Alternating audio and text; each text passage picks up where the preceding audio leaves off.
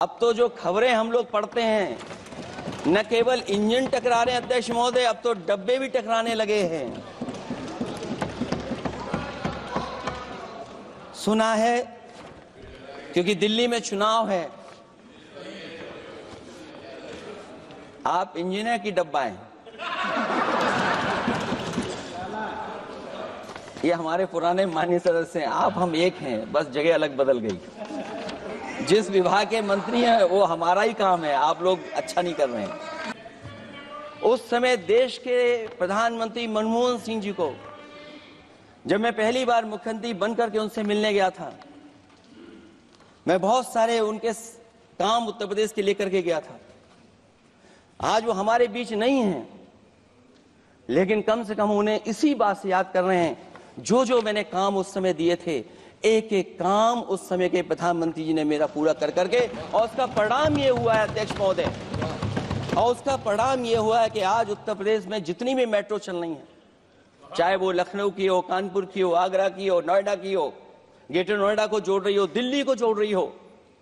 और अध्यक्ष महोदय, जिस समय उद्घाटन हुआ था दिल्ली से नोएडा को जोड़ने वाली मेट्रो का, उस समय देश के प्रधानमंत्री एक विदेश के बहुत बड़े उनके साथ बैठ करके गए थे उद्घाटन करने।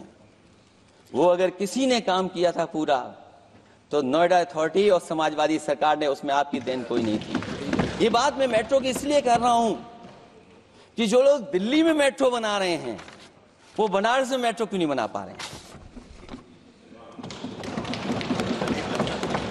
और दिल्ली का विकास अपने आप हो जाएगा, बस ये जो भारतीय जनता पार्टी की दिल्ली वाली सरकार है वो हस्तक्षेप करना बंद कर दे। दूसरा, हमारा एक जाति जनगणना का मसला बहुत पुराना है, ये कोई नया नहीं है। आरक्षण के सवाल पर इस देश में दक्षिण भारत से लेकर के उत्तर भारत में और देश में जगह जगह पर बहुत सारे नेता ऐसे रहे जो आज हमारे बीच नहीं हैं, जिनकी वजह से हम आज उस आंदोलन को आगे ले जा रहे हैं। बाबा साहब भीमराव अम्बेडकर जी का जो संविधान है, उसके तहत जो हमें हक अधिकार मिले हैं, आरक्षण की व्यवस्था है, उस व्यवस्था को और मजबूत बनाने के लिए जाति जनगणना होना चाहिए। उसके पक्ष में अब तो कांग्रेस पार्टी भी है।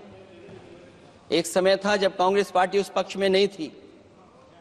और अध्यक्ष महोदय, मैं बड़ी जिम्मेदारी के साथ कहना चाहता हूं, अगर उसी समय कांग्रेस पार्टी भी पक्ष में होती, तो आज हमें आपके सामने खड़ा नहीं होना पता, मांगना नहीं पड़ता जाति जनगणना। लेकिन अध्यक्ष महोदय, मैं अपने कांग्रेस पार्टी के साथियों से भी कहना चाहूंगा, अध्यक्ष महोदय, मैं कांग्रेस पार्टी के साथियों से भी कहना चाहता हूं, हम आपके साथी हैं, और इस मुद्दे पे तो हम आपके साथ और आपके आगे भी चल करके आपका साथ दे देंगे। अब जाति जनगणना को कोई नहीं रोक सकता है। एक दिन ऐसा आएगा अध्यक्ष महोदय, एक दिन ऐसा आएगा, कोई टकरार नहीं है, आपके इंजन जैसे नहीं है।